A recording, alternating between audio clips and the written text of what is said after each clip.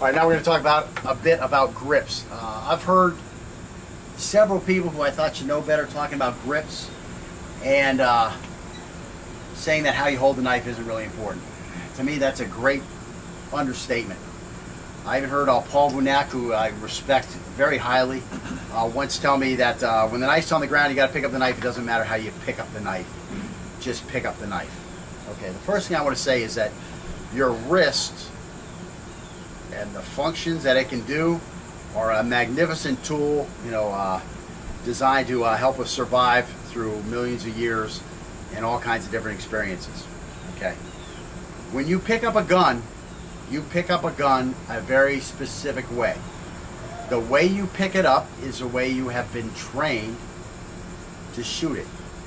Okay, if the gun is facing this way, that way, or the other way, it doesn't matter, because our wrist can accommodate those 360 degrees to get our hands on the lower portion of the stock so that our finger can get to the trigger.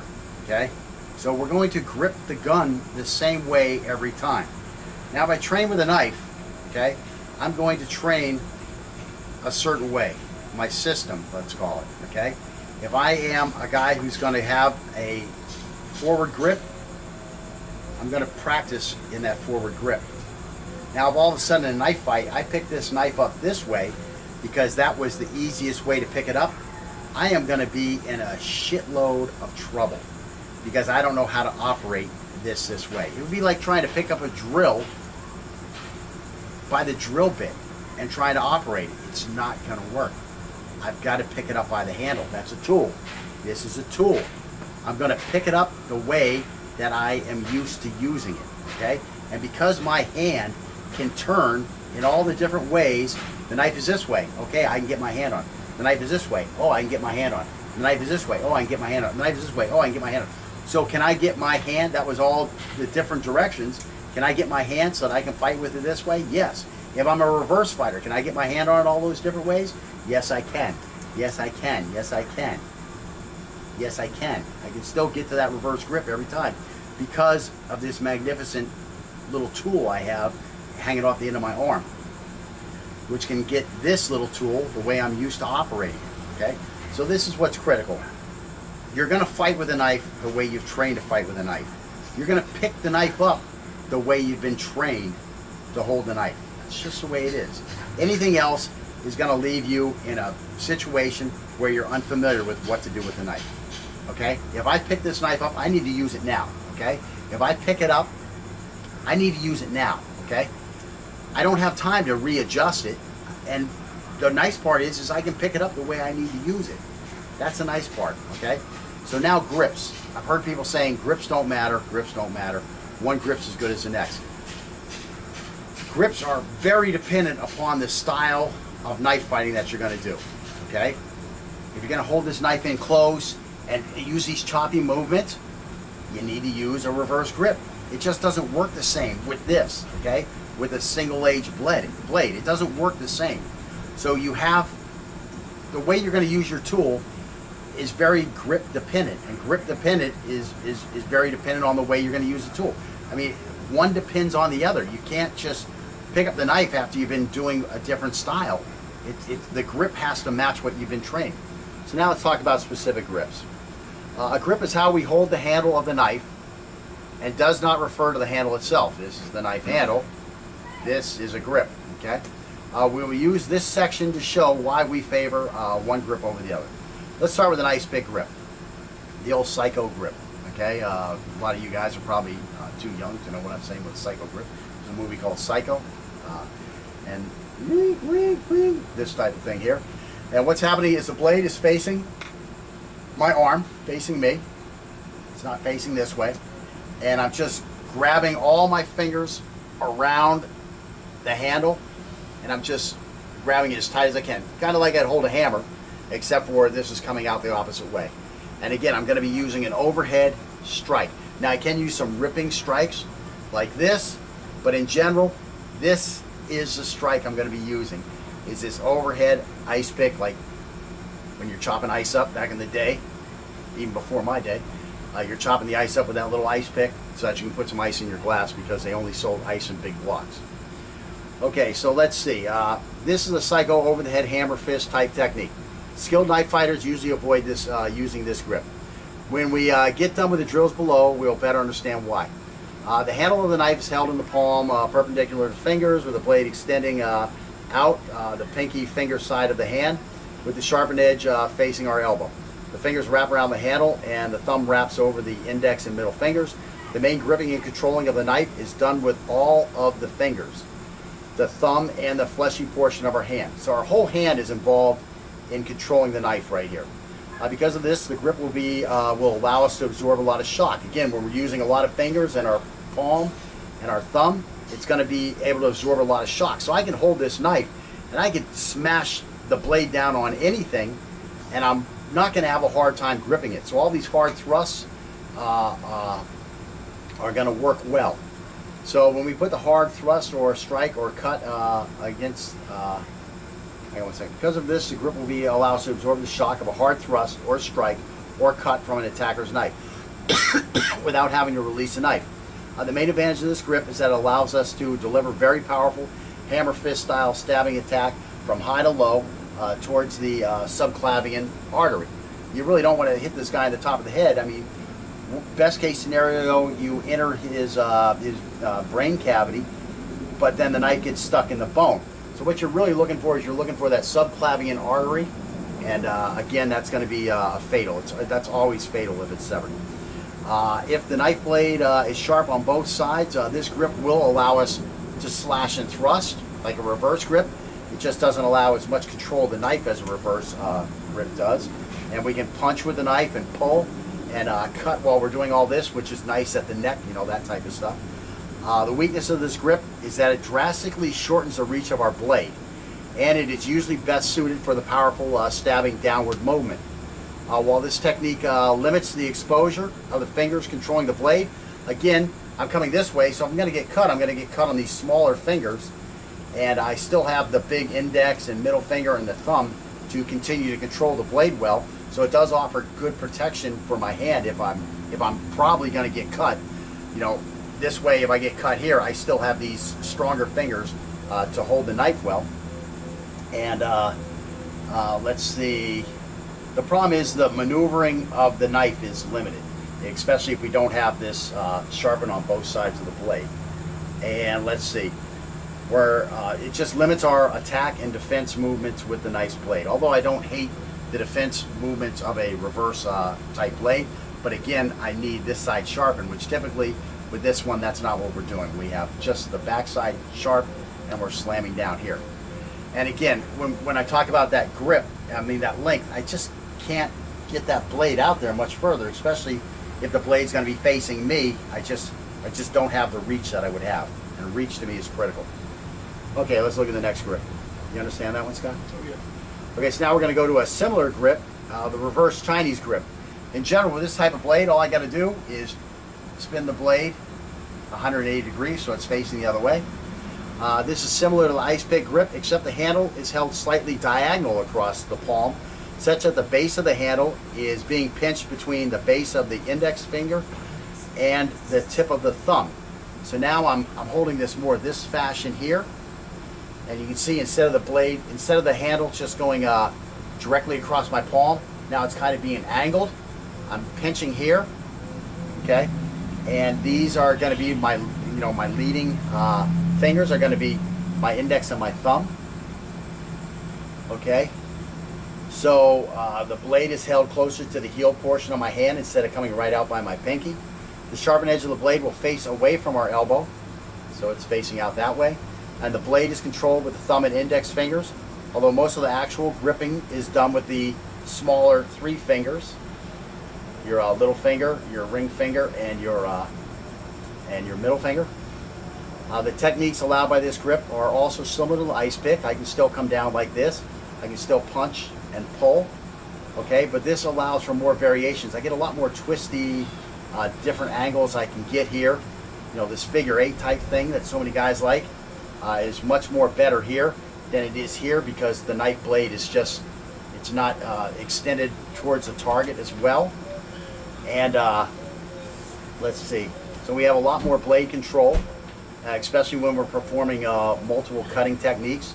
Other advantages include the ability to easily conceal the knife behind the wrist for a surprise attack.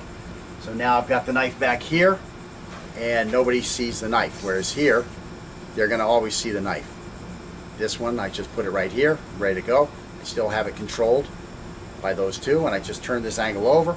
I might want to extend this finger over the top of the knife, so now it's less observable. And I can bring it right out when I have to attack. So that's one of the things that's very nice for it. It makes very nice for a surprise attack. It's also nice because I can trap a threat's limb like this. That's after I cut, now I come back and I've got it trapped. So that works out nice here with this type of grip. The weakness of the grip is that it further shortens the reach of our blade, so that it's best suited for defensive counterattacks. Also, since our controlling index finger and thumb lead the slashing attacks, they can be cut easily. They're very exposed to damage. So again, when I'm trying to get that reach, you know, here I had it here in the ice pick, so the blade was out a little further. Now I've got it back here because I'm holding it diagonally across my palm, and you can see where that tip of the blade has moved back. Okay. Everything else is going to remain the same. My body, I can't make my body longer or shorter. That's it. But where the blade is, that's going to be determined by my grip. So let's go to the hammer grip. The hammer grip is similar to the ice pick grip, except we're going to turn the blade this way. So now again, it's going straight across my palm, like the way we'd hold a hammer. And it's extending from the thumb side with the sharp edge of the blade facing away from the elbow. The advantages and disadvantages are similar to ice pick grip, except the powerful technique with the hammer grip is that underhanded or that side-armed stabbing motion like that, which makes it a quick grip to hold, a strong grip to hold the knife, and it's great for that that jailhouse shanking type technique. Okay, so let's see. Again, the problem with this one is my index finger and my thumb are very exposed when I'm coming in like this to damage, and those are the ones that are really controlling the knife with this grip. Now we're going to look at the saber foil grip. This is kind of like a Chinese reverse grip, except now the blade is pointing the other way. Okay, and again, I'm pinching between my finger and my thumb, and let's see. So again, the sharpened edge of the blade is facing away from the elbow. The knife is controlled by the index and thumb in a manner that allows for maximum reach and excellent slashing control. I mean, I really can make sure that the entire portion of the blade comes across, or I can just come with the tip. The problem with this grip is it's not strong enough for hard thrusts, because the finger and the thumb have to absorb all that damage, and the thumb winds up getting jammed like this, and then you lose your grip, and then you're going to slide right onto the blade. So that's the biggest problem here, is everything's going to get jammed. The nicest part about it is look how far away that blade is now.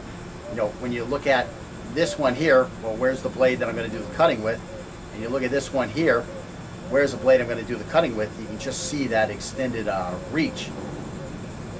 And let's see. But the big problem again is getting jammed, and the fact that my controlling fingers are leading the way. So I have a ability to get injured and have an inability to control the knife. So this is a slashing. This is a slashing grip. It's not really a stabbing grip. Now what we're going to look at is what's called the modern or the Filipino grip. This is a grip we're going to use in this course. What I'm doing here is I'm going to grab it tightly. It's going to lay across the palm, right in between that hammer and that saber, kind of in the middle there. Okay. But what we're going to do is mainly we're just worried about the last three fingers and the palm controlling this knife. Okay. That's what we're going to hold the stock or the handle with. The index finger can curl lightly around the handle, and our thumb can go parallel to the blade on the side, on the top, on this side, or you can just curl it under a little. What I like to do is curl it a little bit underneath and make contact with the index finger. A lot of times though I do have the blade with my thumb on top of it. Okay, so let me see. The index finger and thumb will guard the hand. This is the big thing. Now these become a guard for my 3 back fingers, which are going to be used to control the blade, and they're going to do the gripping.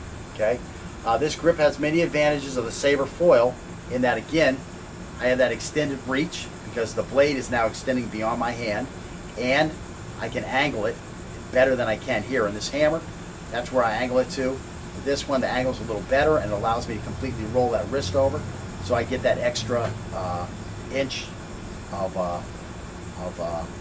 reach with the blade. Let's see, this grip, sorry, I'm trying to read this, make sure I don't miss anything. If I just yapped, I'd probably get it all.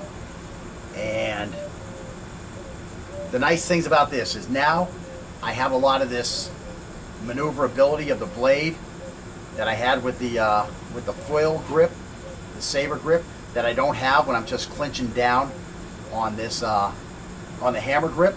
So I'm right between this. I get all the advantages of those 2 grips, because now with this part and this fleshy part of my hand holding the knife, I can start using these strong stabbing techniques.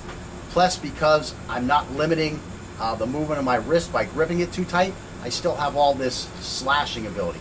So I have all the advantages, almost the complete advantages of the slashing grip of the Saber grip, and I have almost all the advantages of the hard stabbing hammer grips. So this is why we use this grip, because it's just the most versatile and it offers excellent extension versus any of the reverse type grips. And to me, that is a huge difference in a knife fight. I mean, do I want to be able to cut this guy from an inch further away than I could with this hammer grip? Do I want to be able to cut this guy from 4 or 5 inches further away than I could with like this Chinese grip or the reverse grip? Of course, that's what I want to be able to do. I don't want to get cut in this fight. I do want to be able to cut him. And if I can extend my reach by 3 or 5 inches, that's huge in a knife fight.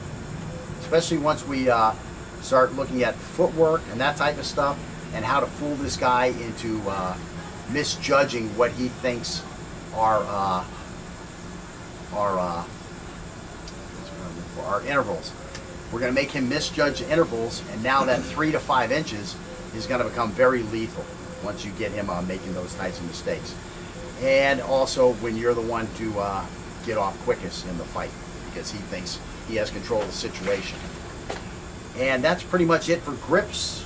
Next we'll be working on some of our knife handling skills, and we're going to be working on performing the 12 angles in the most effective manners. Today we're just showing you how to do the 12 angles.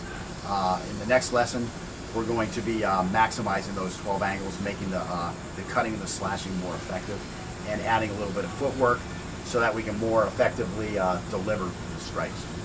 And that's it for today. How to operate this way. It would be like trying to pick up a drill by the drill bit and trying to operate it. It's not going to work. I've got to pick it up by the handle. That's a tool. This is a tool. I'm going to pick it up the way that I am used to using it.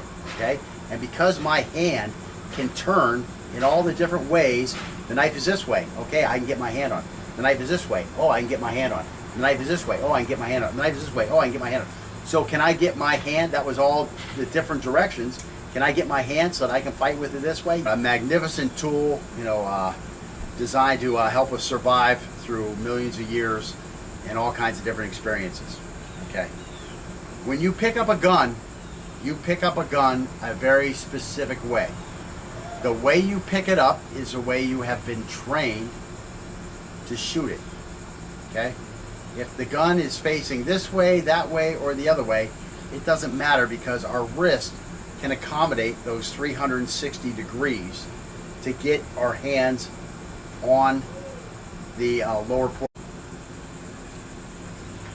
All right, now we're going to talk about a bit about grips. I've heard several people who I thought should know better talking about grips, and saying that how you hold the knife isn't really important. To me, that's a great understatement. I even heard Paul Vunak, who I respect very highly, once tell me that when the knife's on the ground, you got to pick up the knife. It doesn't matter how you pick up the knife. Just pick up the knife. Okay, the first thing I want to say is that your wrist and the functions that it can do are yes. If I'm a reverse fighter, can I get my hand on it all those different ways? Yes, I can. Yes, I can. Yes, I can. Yes, I can. I can still get to that reverse grip every time because of this magnificent little tool I have hanging off the end of my arm, which can get this little tool the way I'm used to operating it, okay? So this is what's critical. You're gonna fight with a knife the way you've trained to fight with a knife. You're gonna pick the knife up the way you've been trained to hold the knife. It's just the way it is. Anything else is gonna leave you in a portion of the stock so that our finger can get to the trigger, okay? So we're going to grip the gun the same way every time. Now if I train with a knife, okay, I'm going to train a certain way, my system, let's call it, okay? If I am a guy who's going to have a forward grip, I'm going to practice in that forward grip. Now if all of a sudden in a knife fight, I pick this knife up this way because that was the easiest way to pick it up, I am going to be in a shitload of trouble because I don't know